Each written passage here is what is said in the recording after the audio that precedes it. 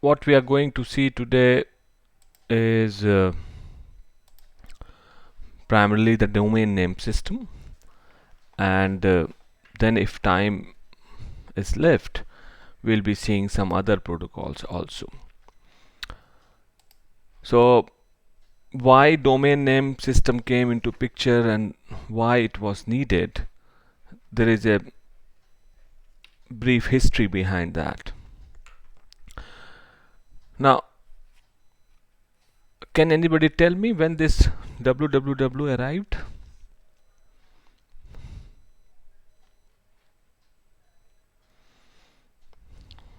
Any ideas? Who invented www? Tim Berners-Lee. Tim Berners-Lee. And when it was there in the market? 1990s. Not exactly sure which year. 1990s is a huge span of 10 years. Okay, so in the early 90s, this www came, and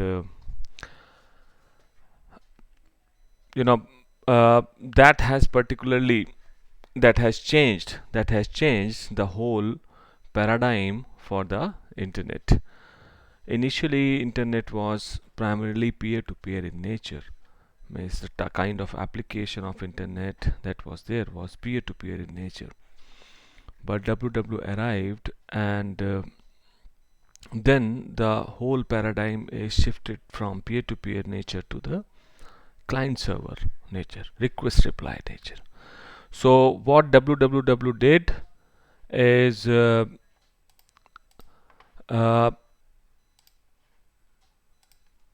now when we say I want to publish any content on internet right now, what I'll do, I'll write a web server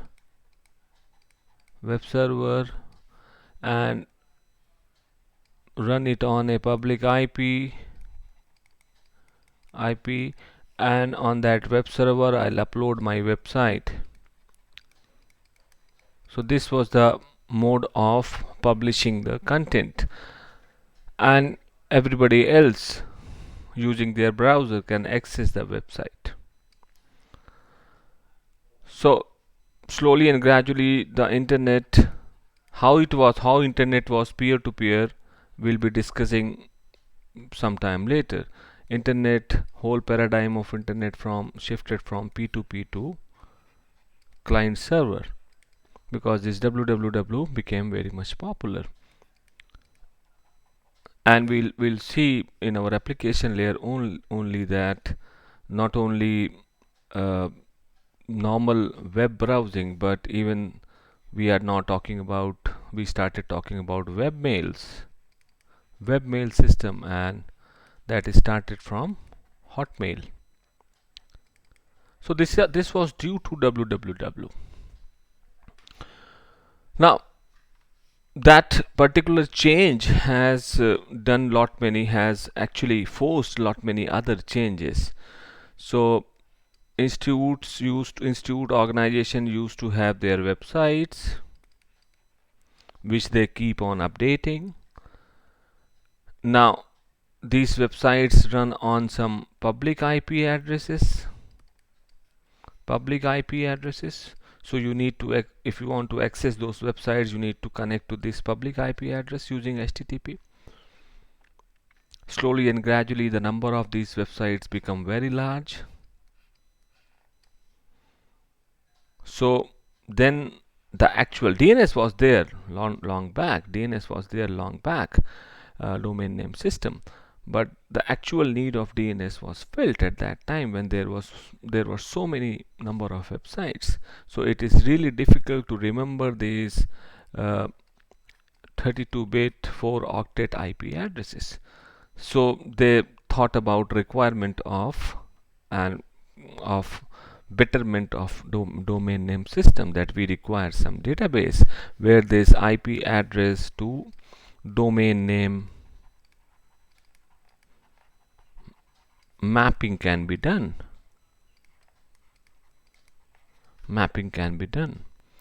Slowly and gradually, as you know, that we required search engines, because even if we have domain names and everything else, it was very difficult to search the desired website. So search engine came into picture, right from Alta Vista, and then finally Google happened. Fine. So there was a whole chain of actions, uh, which everybody has seen during the evolution of internet and advancement and expansion of internet. So domain name system, when we talk about domain name system or domain name servers, DNS, the interesting part is it is core internet facility, because what you are trying to do, you're trying to get, or you are trying to translate domain name or a URL into some IP address. So it is a core internet functionality to get the IP address first of all, but it is implemented at application layer.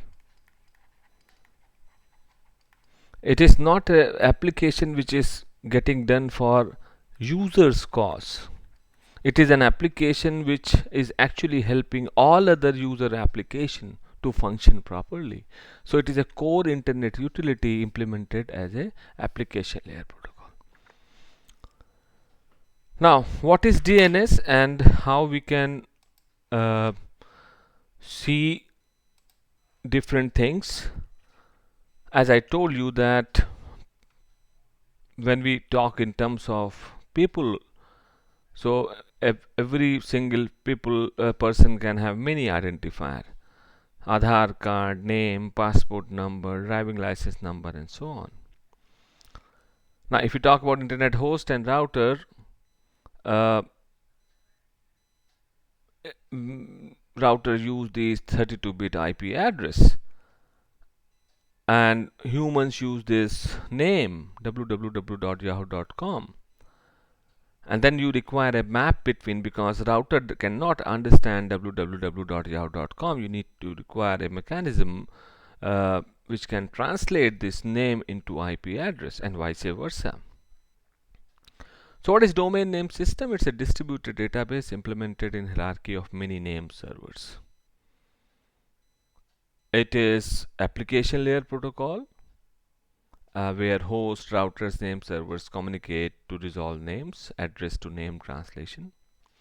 As I told you, it's a core internet function which is implemented as application layer protocol, because there was a school of thought at that time, and we'll see in our transmission control protocol also, that complexity should be kept at the edge of the network so that rapid innovation and advancement can happen, because core of internet becomes kind of ossified after it is well adapted.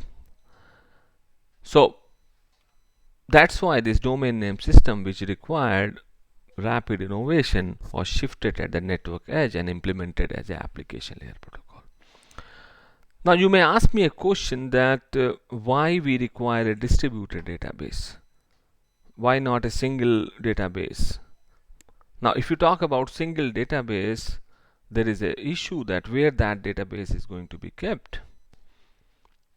And then everybody all over the world would be actually contacting that database. And depending upon the location of everybody, different delays are going to be there. So that's why it's a distributed database. And if you see the whole DNS structure, it's a hierarchical structure. We'll be coming to that.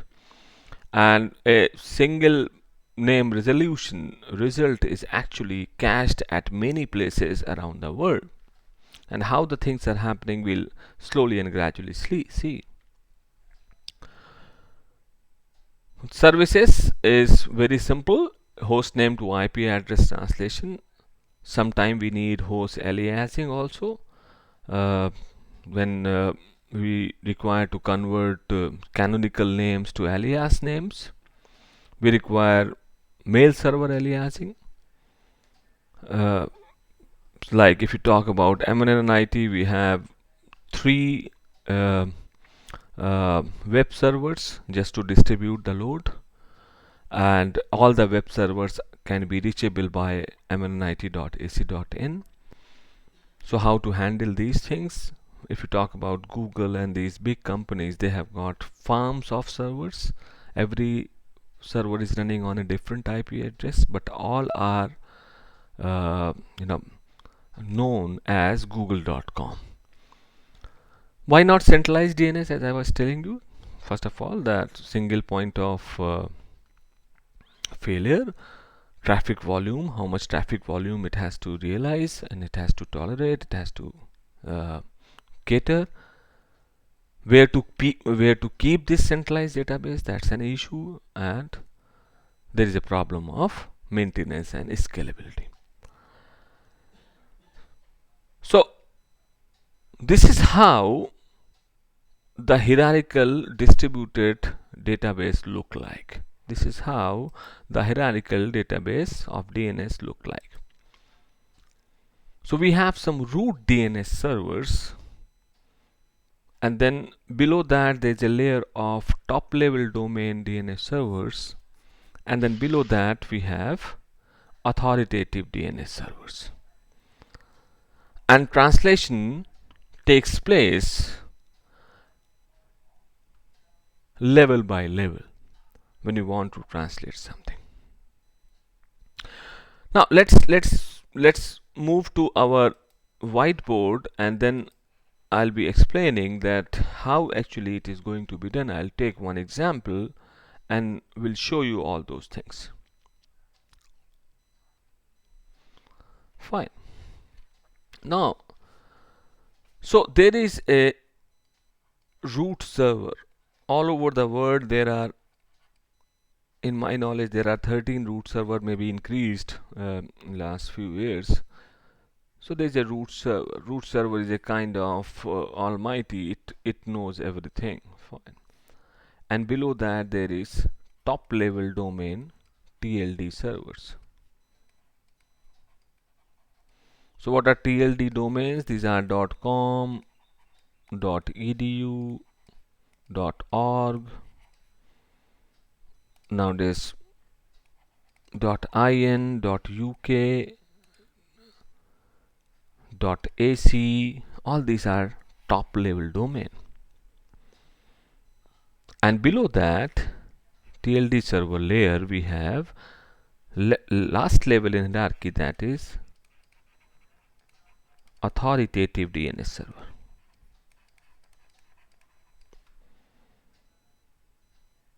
Now this is how the whole translation process is maintained.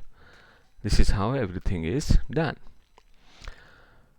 There is one more thing which is there, that is known as local DNS, which is not part of this hierarchy but is very much utilized. Local DNS.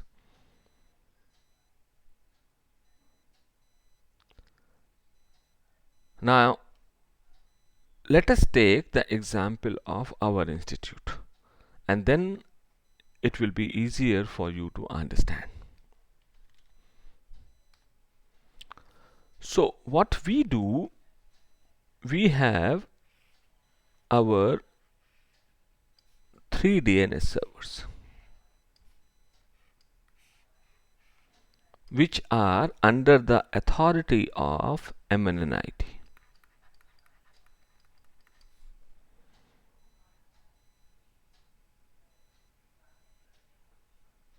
So Sangam, Ganesh and Triveni. Sangam.mnit.ac.in, Ganesh.mnit.ac.in, Triveni.mnit.ac.in. We have got 3 authoritative DNS servers. They are having 2 LAN cards.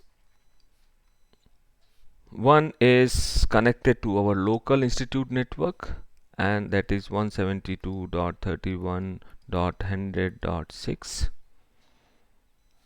So .7, .7, .8, sorry, So these are the local LAN cards which are connected to our local institute network. Then there are public IP LAN cards which are assigned with public IP. Our two DNS servers are running on BSNL and one is on NKN.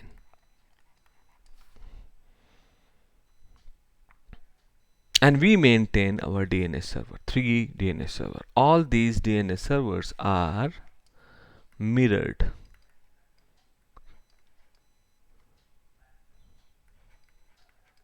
Mirrored means they have same things, same configuration, same file, everything. So they are kind of replica of each other.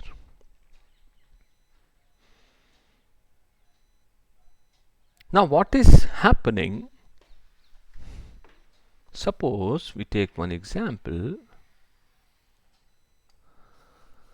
Suppose somebody is in University of California, somebody is inside the university and want to open mnnit.ac.in.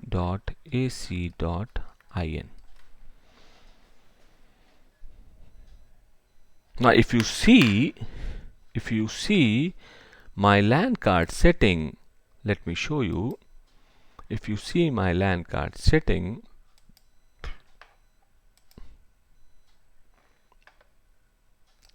is it visible, Abhigyan? Yes. So what is there? Use the following DNS server address. I have set .6 and .7, the local IPs of DNS server. I have set. There are two options we can set. I have set .6 and .7. Okay. Now, similarly, there is a host. Suppose there is a host in California, University of California wants to open that. So that host will be having entry of local DNS, the way I have entry of my local DNS. So in the machine, host machine, if it's a Linux box, there is a daemon known as name daemon, named. So this particular daemon process will run to resolve mnnit.ac.in. Resolve means to get the IP address of mnnit.ac.in. So this request will be forwarded to local DNS. Now your work is done. Local DNS of University of California maintains a cache of domain name to IP address mapping, maintains a cache.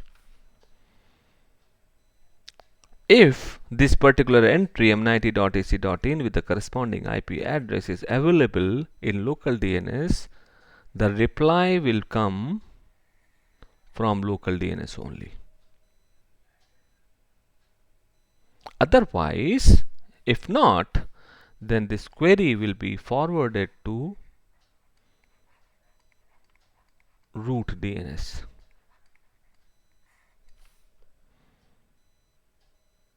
Now how it will be forwarded to root DNS? In local DNS setting, there is a file known as resolve.conf.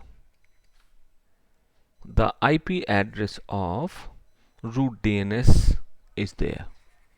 If local DNS is not able to resolve that, the request will be forwarded to root DNS.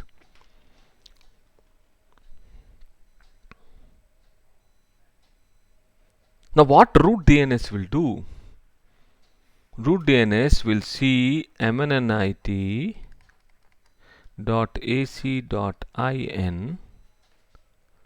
will read this from this side, and as soon as it encounters .in,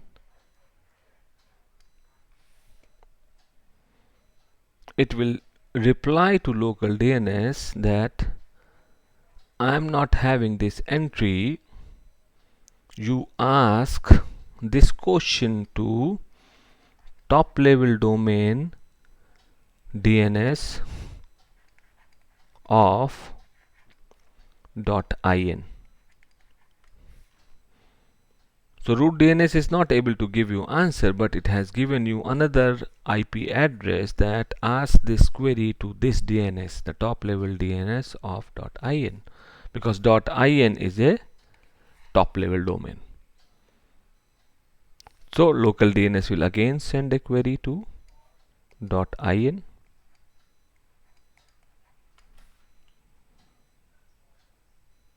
.in maybe sending one more reply that it is related to ac.in. So ask this question from ac.in.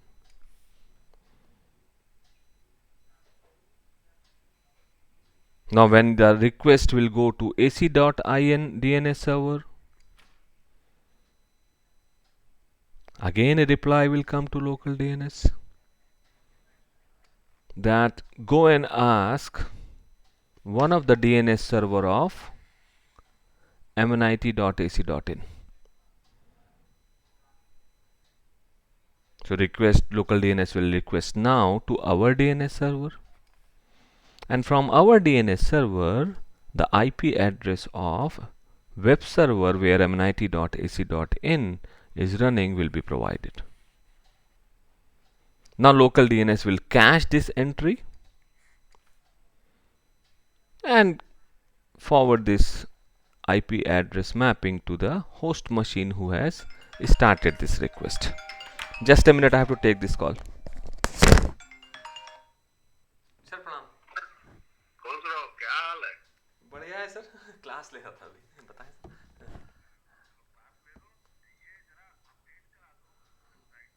हाँ sir, एक कोई web page मिले, हमने श्वेता को request किया था एक web page, हमको कुछ हाँ, हाँ,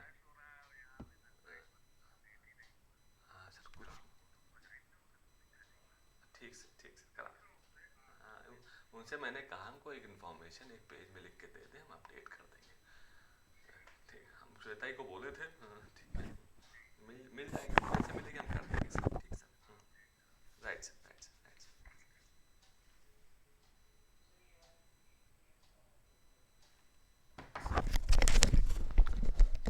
Okay, and finally California host will get this IP address, and now request will be HTTP request will go.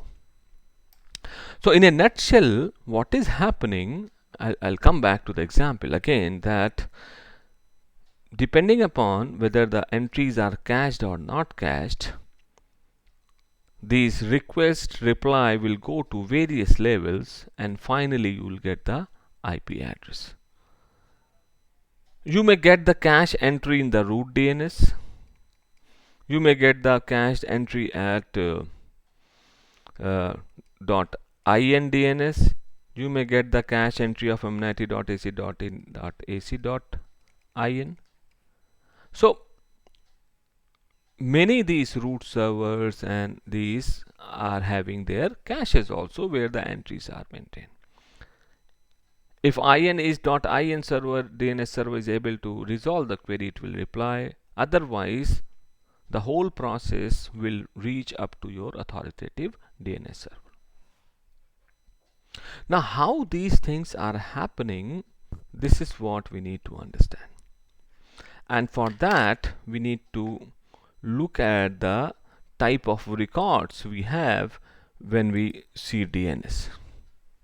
So as I told you that there are different 13 root name servers worldwide located at different places. As I told you that top level domain servers responsible for com, org, net, edu, eru, jobs, museums, and then top level country domains like UK, France, CA, JP. Authoritative DNS server, organization's DNS server, providing authoritative host name to IP mappings for organization server, I told you, can be maintained by organization or service provider. Local name server, as I told you, does not strictly belong to the hierarchy. Each ISP, company, university has got one, also known as default name server. When a host makes a DNS query, query is sent to its local DNS server. Acts as a proxy, forwards the query into the hierarchy. Fine. So let us see the records. So there are many different other types, but most important resource record types are these four: type A, type CNAME, type NS, and type MX. When I say type A, the resource record format is like this: name, value, type, and TTL. So name is going to be the host name, and value is going to be the IP address. Type would be A, and TTL is time to live, depending upon how much time this particular entry will be valid. So name is a host name, value is IP address, and type would be A. When you say type NS, name is the domain. So there is a difference between domain and a host name. mnit.ac.in can be a host name. www.mnit.ac.in can be a host name. Fine. .ac.in is a domain. Fine. So when you say type NS, name is a domain and value is a host name of authoritative name server for this domain. So name is a domain and value is host name of authoritative name server. Type NS, TTL, depending upon that. So let's first of all focus on type A and type NS record. So as I told you, type A, name is a host name and value is IP address. In type name NS, NS is name server, name is domain, and the value is host name of authoritative name server for this domain. No IP address here. Just remember this thing. So what we have done at our institute, and for that you need to see whatever I'm going to show you. Let me open the web page and suppose I show you one DNS watch. So this is a website which is used to check and know about the DNS server for a particular host name. So if I write here mnit.ac.in and I want to see the type A record, and if I do resolve, you can see the request is going towards a root server. Can you see that, everybody? Yes, sir. Then it is going to .in TLD, and then it is going to our Sangam. Just a minute. Hello. मैं class ले रहा हूँ अभी 5 बजे के बाद. ठीक है.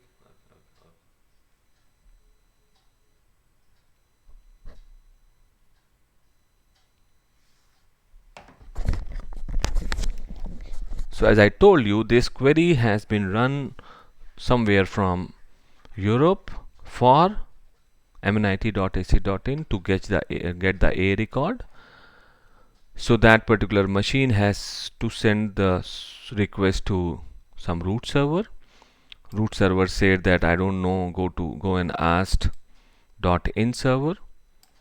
So .in server is requested, then .in server has applied, then go to authoritative name server, which is sangam.m90.ac.in. And at Sangam we get this 3 record. That A record is these 2. So at Sangam we got the A record, that okay, this website is reachable at this and at this, because we are maintaining 2 web servers, 2 mirrored web server, one at IP 14.139, other at 210. Now how this is happening and what is the utility of name servers and other things, let us see. Now just take that example again. What we have done, we have our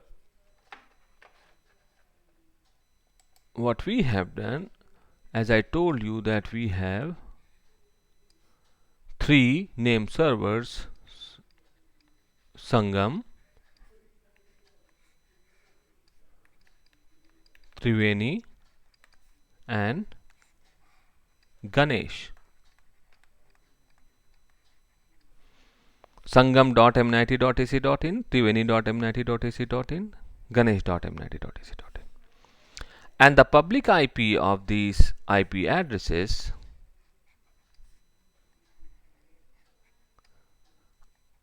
are registered at .in TLD, top level domain name server, which is maintained by Arnet. So at Arnet DNS, top level domain name server, there is an entry. What is the entry? That mnit.ac.in,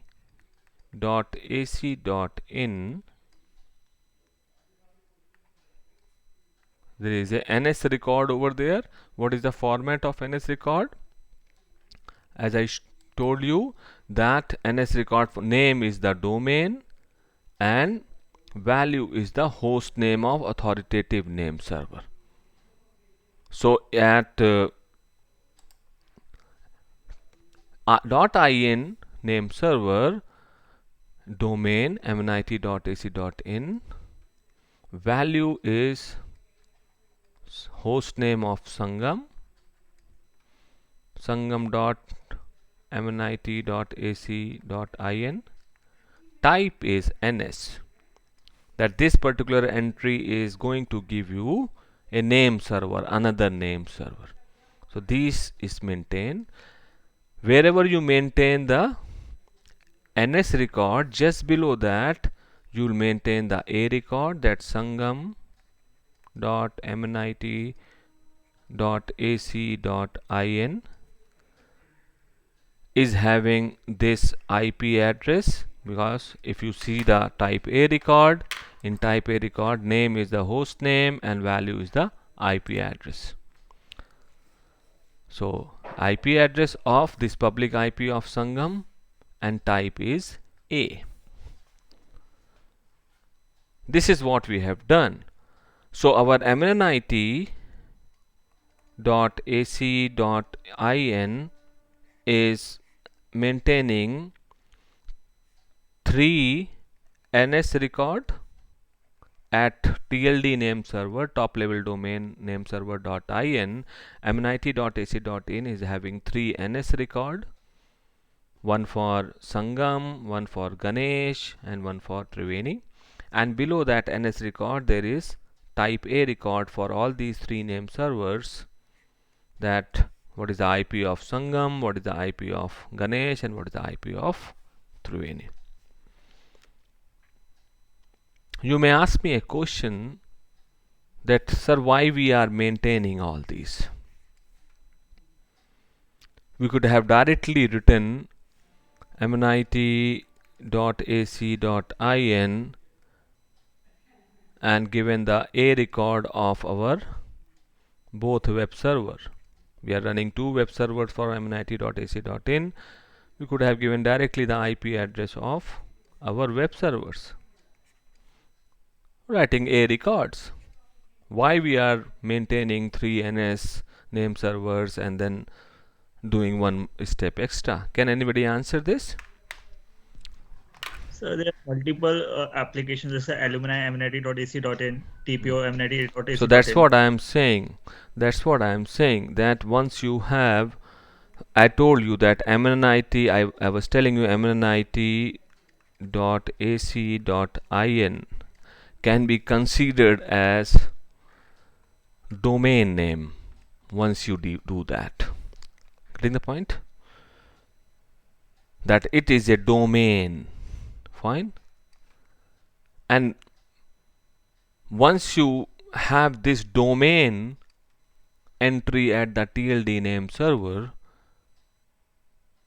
because everybody who is coming to amenity.ac.in has to pass through this TLD name server. Now here at our end, we can create as many web server as we want. Avishkar, TPO, alumni, blah blah blah. Otherwise, for every these different web servers and websites, we have to go and contact to the DNS registrar and make entries of type A record for every of these web servers. So what we have done, because we are a big organization, we have registered our domain name server, authoritative domain name server at TLD name server. And here we can extend our domain with some subdomain like Avishkar, like TPO, and so on. Any questions from anybody at this point?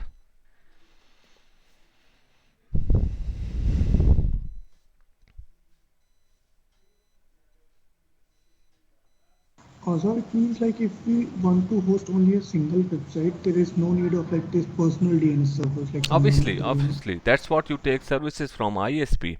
Fine. You just purchase one public IP address and run your website. If you are a person, you just take one public IP address from your ISP, and that ISP will maintain its own authoritative DNS server. Suppose you have taken services from BSNL and you get the IP address, you run your website, and then your entry will be made in the ISP authoritative DNS server. And everybody who is coming to your website will go through your ISP, and that ISP will resolve your IP address. Got the point? Yes, sir. Any other question?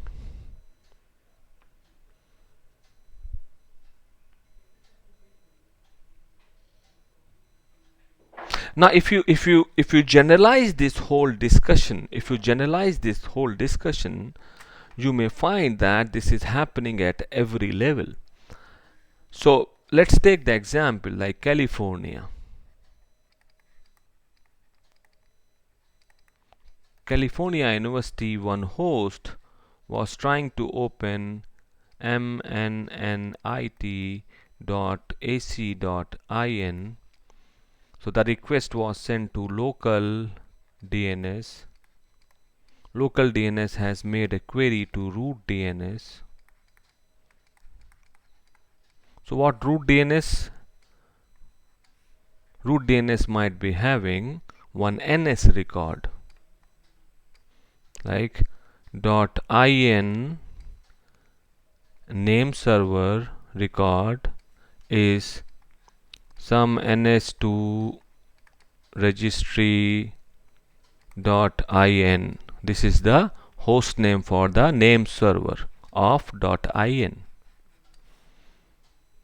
Are you getting the point? The way we have seen in that web page. Root server is sending ns4.registry.in. Got the point, everybody? So what root server is maintaining? Root server is maintaining ns record for .in.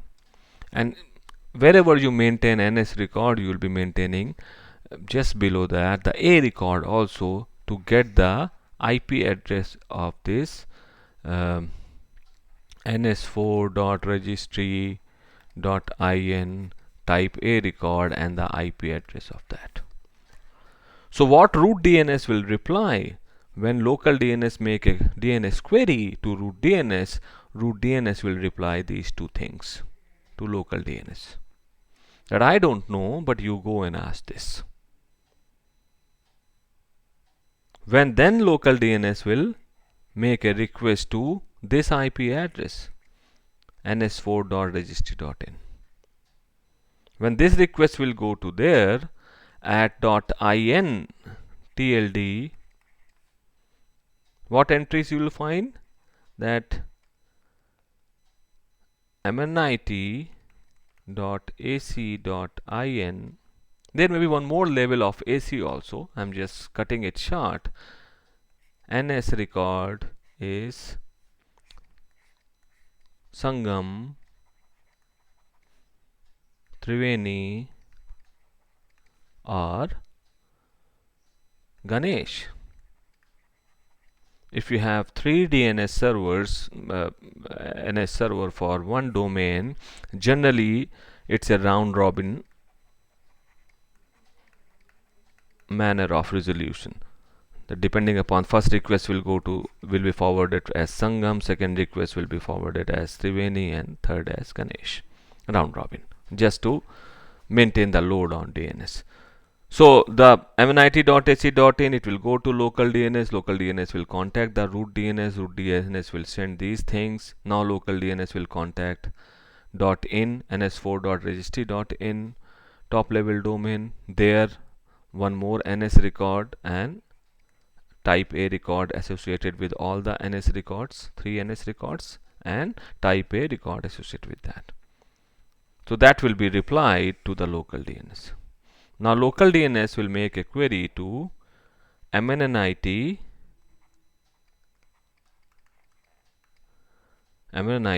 Ganesh, Sangam or Triveni, depending upon what has been resolved. And at our DNS server there is an entry mnit.ac.in with type A with IP address. And this will be answered back to local DNS, and now HTTP request can be sent to that IP address. Is there any confusion to anybody in this whole process?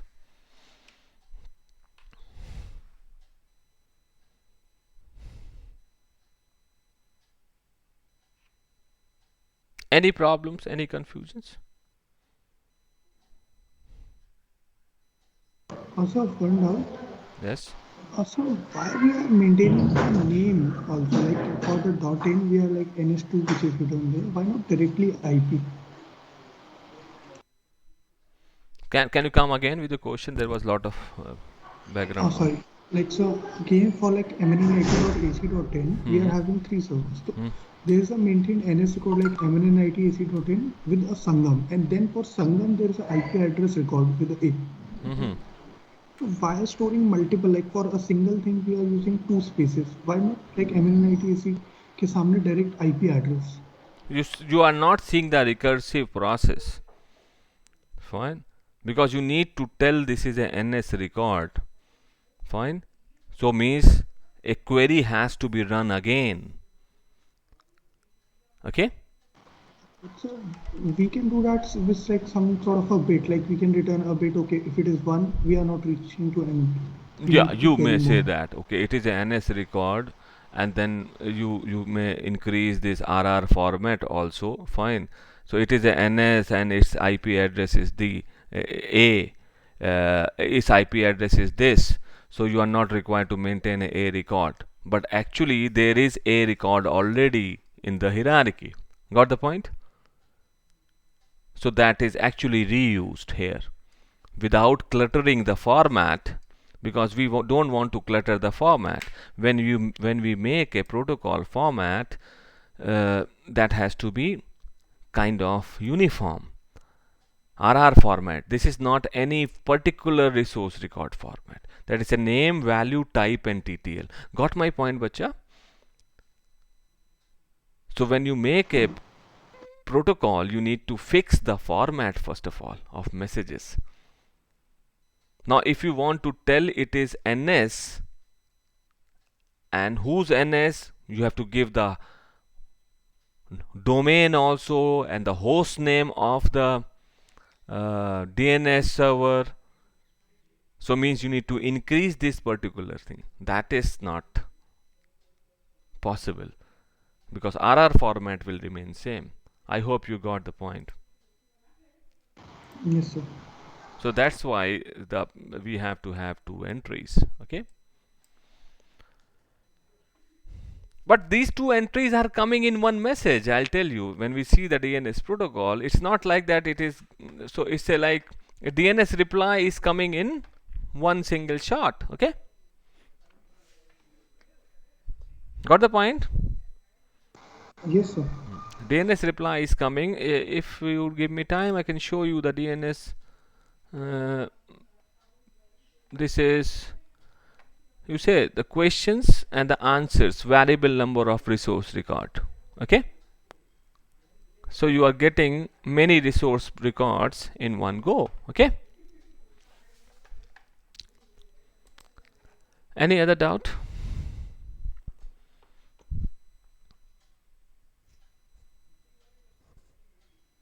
Sir cache memory बस local DNS के पास होगी ना? No, it can be cached in thousands of local DNS. Sir मतलब root DNS के पास नहीं होगी? Never know. mnit.ac.in Even root DNS might be caching some entries. Because root DNS may be local DNS for some any other organization. Are you getting my point or not? Like authoritative DNS, as I told you, it is authoritative DNS. Sangam, Vangam, all that are authoritative DNS for outsider. For ourselves, they are local DNS. .6, .7, .8. Okay. Yes, sir.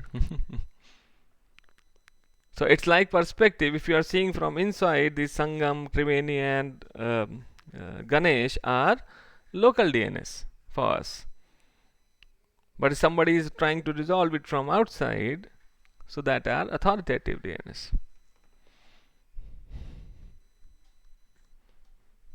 Any other doubt?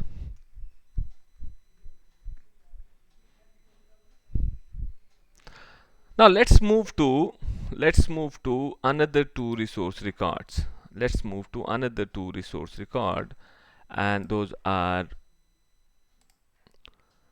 CNAME and MX. So before explaining CNAME record, I just want to show you one thing, and then you will be able to understand this. So suppose if I write alumni, and I want to resolve this. So look what we are getting. We are getting root, then ac.in registry, and then we get Ganesh, and at Ganesh there is a CNAME record. So domain type CNAME, some TTL, and what is the value? Fine. hs.huawei.co. I'm just coming to that. Just see the CNAME record first. So name is the alias name for some canonical, the real name. Value is the canonical name. So www.ibm.com is really server is.backup to.ibm.com. Maybe server is.backup 3, maybe server is.backup 4. There may be many servers which are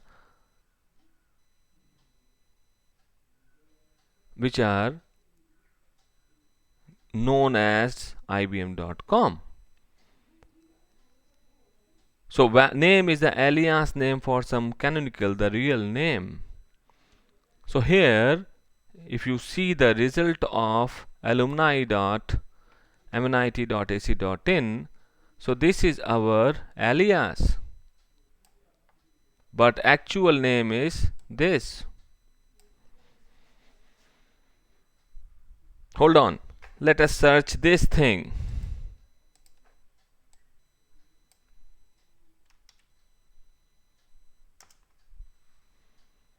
So Fine. So okay, so the which was real for us is actually another canonical name, another alias. So if we go and check this, we get the another CNAME entry, and then we come to know that actually this is the real name where alumni dot something is running. Let us see this, whether we can get the A record. And now we got the A record.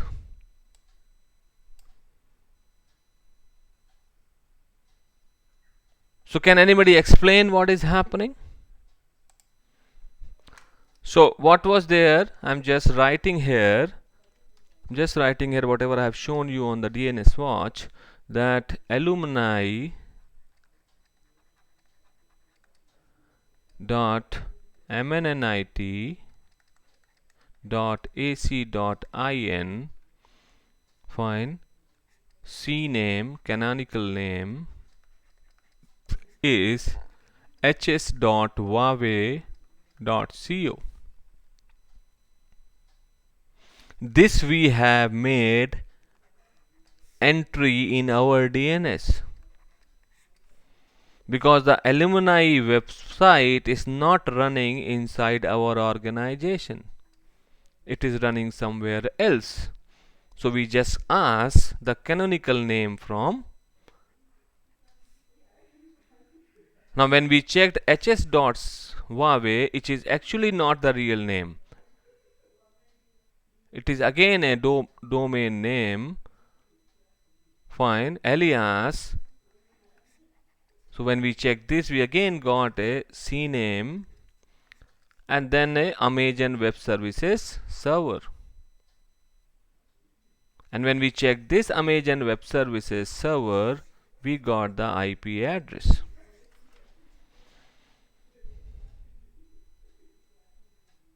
So it is just like we have a alias here, fine, we have a alias here which is visible to the Janta.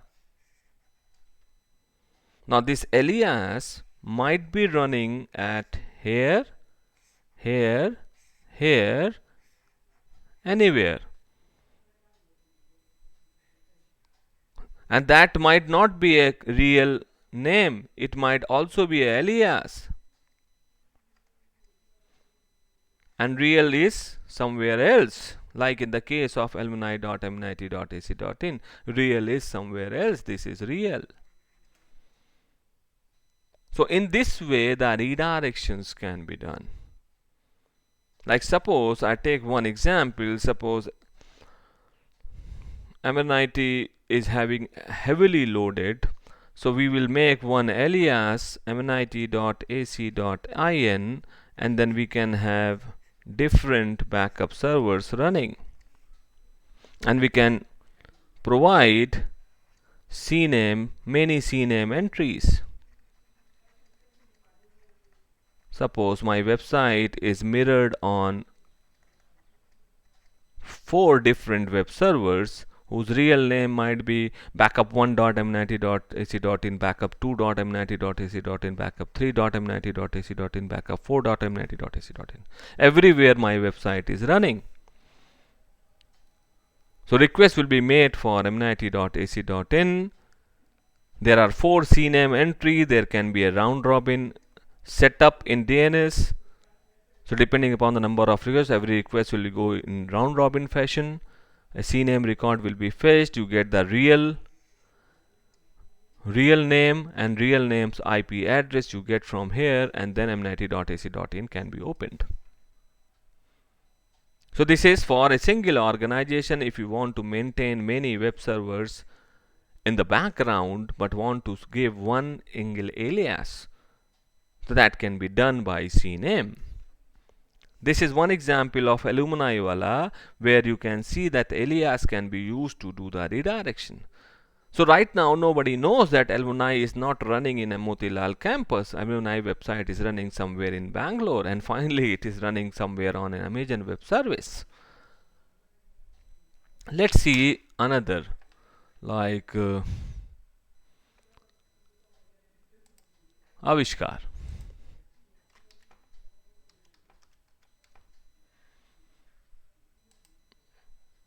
And let's resolve it. So again, who is Divyansh? Is in your batch? Sir, here. So this is the real name, no? Divyansh, Yes, sir. this is Yes, the sir. real name. Fine. And now when I check this divyansh.rocks,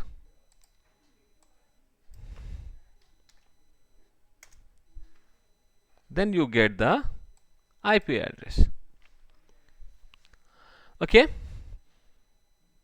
So what is happening? Avishkar.m90.ac.in, because it is having m90.ac.in, the request is getting forwarded to our servers. And from here we have redirected that request to divyansh.rocks. Divyansh.rocks, when we reach divyansh.rocks, we get the A record. So divyansh.rocks may be maintained by some another server. This is the server v210nic.rocks. Okay? Okay, Divyansh? Yes, sir. Got the point? So I had one doubt in this. So when we open the avishkar.m90.ac.in, the website is we get the website. But when I write the www.divyansh.rocks, वो भी उससे भी खुल जाएगी. तो उससे नहीं खुल रहा मतलब. t.ac. हाँ yes sir, same doubt नहीं खुल रहा. और मैंने एक्चुअली मतलब उस पे कुछ काम यूज मतलब चेंजेस नहीं किया था मैंने nginx कॉन्फ़िगरेशन पे. Okay. So आविष्कार से खुल रहा है. What you are saying? divyansh.rocks से नहीं खुल रहा. मतलब सीने एंट्री से पहले खुल रहा था इससे. Dot. So you might have done some redirection in your control panel also. Fine. That's why it is not getting open. Once you have a CNAME entry, it's a reverse entry, no? Fine. So divyansh.rock, the reachability of the divyansh.rock is through avishkar.mnit only. Okay. So you might have done something there. Let me show your control panel someday. But you can open it by the IP address directly, no? Yes, sir. But actually, right now I've disabled the IP because Sina asked me to do that. You can open it for your controlling thing, for installing thing. You can open it by IP address. So just show me your control panel thing, because once you I think once you enable that CNAMing redirection, the direct access is, I don't know, I'm not very sure, depending upon the interface also, because different web services providers are having different type of interfaces. Okay. Like if I open hs.huawei.co, it will not open. Fine. So your same thing, let me check. Okay. Let me check for Avishkar. Okay. That Okay, is sir. what you want. So Avishkar resolve. Oh, sorry. Alumni. Let me resolve it. And let me see whether it will be opened by this or not. It will not be opened.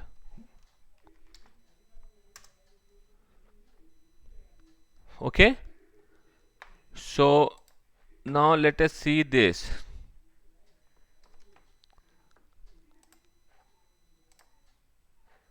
So let us see whether it will be opened by this or not.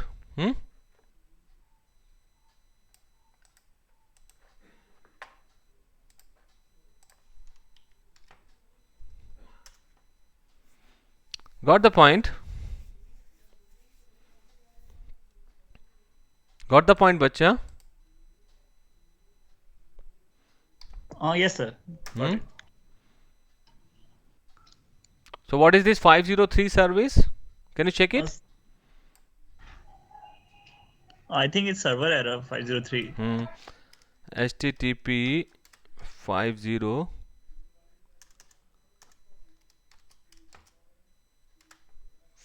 503 error, service unavailable.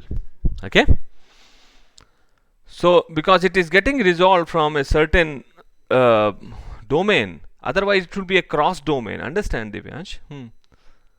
Okay, sir, I understand. Otherwise it will be a cross domain, either do this or do that. Okay, Okay, sir. any other doubt?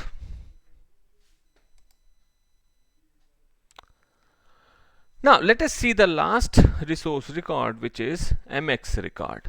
Okay, so again we'll go to the same thing and we'll write mnit.ac.in, and instead of a record I want to see the MX record. Okay, so if we resolve it, what you are going to get, you are going to get these 5 MX record.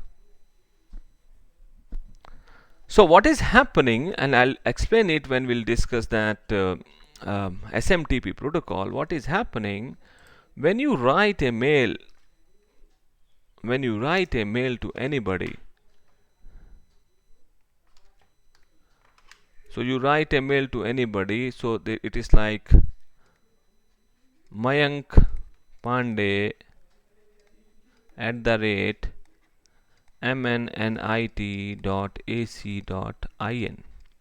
Fine. Means mnit.ac.in is a domain which is having its mail server somewhere.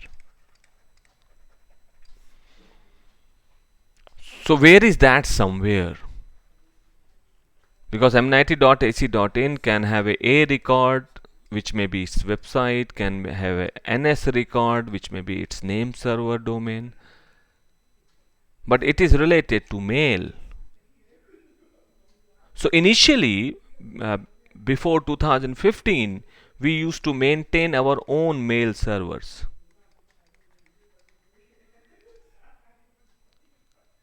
mail.mnit.ac.in. So at that point of time, we have entries like mnit.ac.in, the mail exchange entry is mail.mnit.ac.in. In 2015, we have shifted our mail server to Google Suite. We got these 4 mail servers from Google. We have done these 4 entries. And again, you see there are some numbers appended. Can you see that, Abhigyan? Before every entry? Yes, sir. 1, 5, 10, 5. It gives the weight of how many, suppose 100 requests are there, then how many requests will go to this, will this. Okay? So these numbers are going to tell you the load which can handled by these, and the detail you can see on Google. Find what is the meaning of these numbers appended before that. Okay? So if you see MX record, value is the name of mail server associated with name. So name is mnit.ac.in, value is the mail server, and type is MX, and TTL is this. Obviously, the mail server is also going to have an IP address. You have to have a record format mail server also. Fine.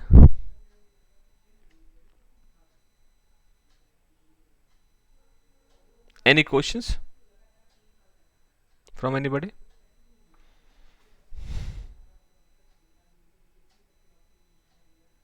Any questions from anybody? So why did we shift to Google? Because I think that media organizations like IITs, they have their own mail servers. Yeah, that is not in my hand. Fine. So, but I'm just asking, is it better that we have our own server, right? No. Look, it depends upon. This is very off the record question. Why we shifted to Google? Actually, we were doing it very well, but sometime what happens that due to power outage and due to all those things, there is a issue of availability. Fine. Suppose suddenly your mail server is down, and you are out somewhere in abroad, and you want to send your mail or check your mail. Fine. So, but that was not a very big issue. It was just like just for getting better availability and other thing, people have shifted to Google. I was not advocate of shifting towards Google, but we have to somehow do it. Just a minute.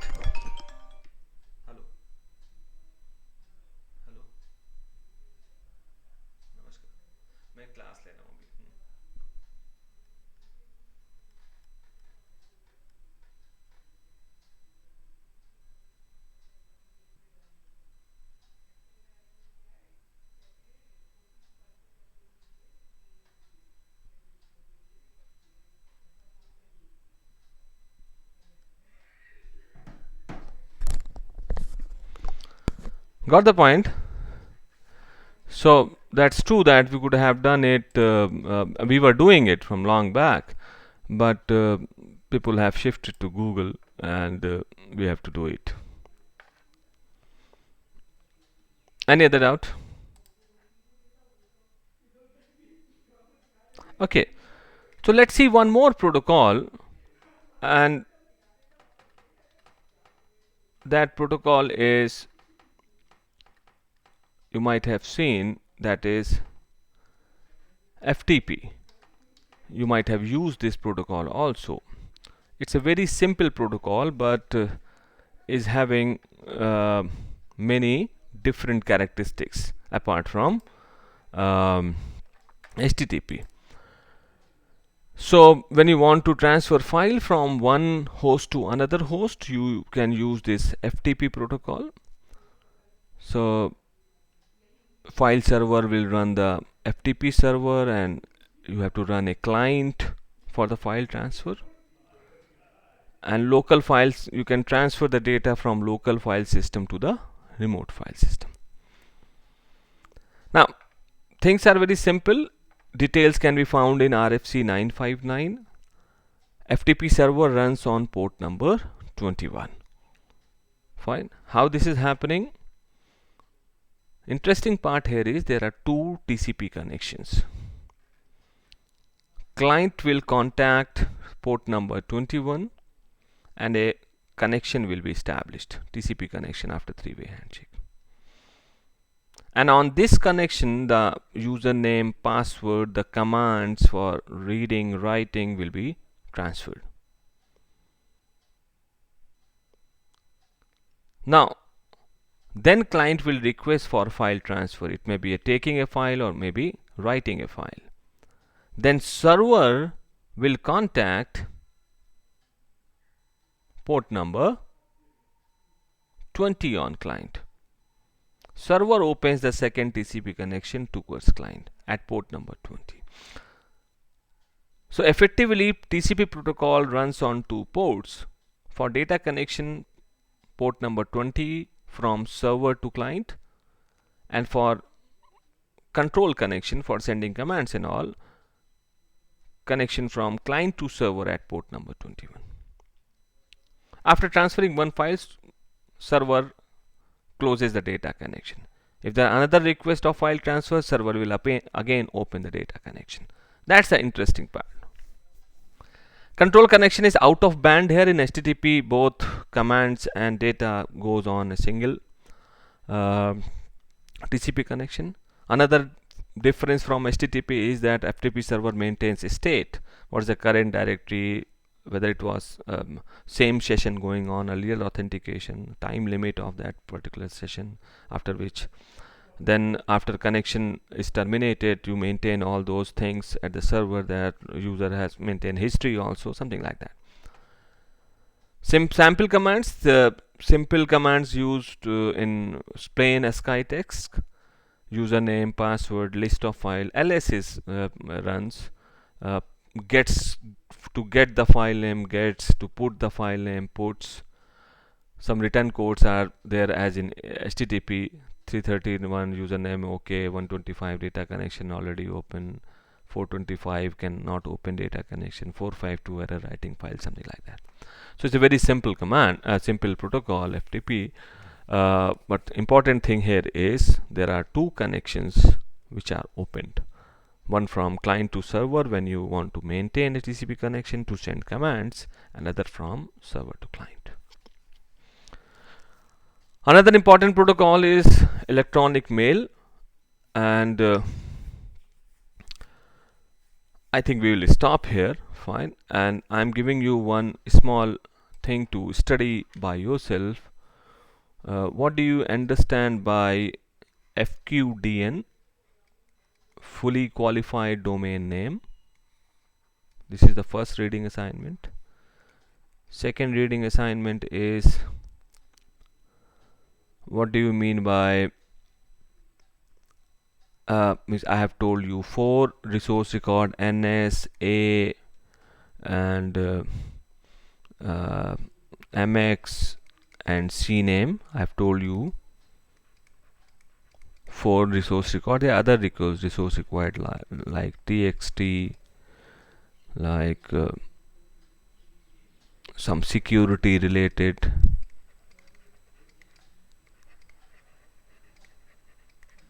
What is the meaning of these numbers 25, 10, 5 before the, if there are multiple entries for a single domain? Fine. And then security related records are there, TXT record. You have to go through that, and if you ask question, I'll go into deep regarding this also. We can provide a good level of security at the DNS level, at DNS. Fine, also because majority of the requests can be stopped at DNS, or can be, you can say, checked at DNS for any possible threat. So if you want to know, I'll go into deeper into that. Otherwise, for my side, DNS, whatever is essential to know is over. We'll stop here. On the next turn, we'll do SMTP, and then we'll start our transport layer.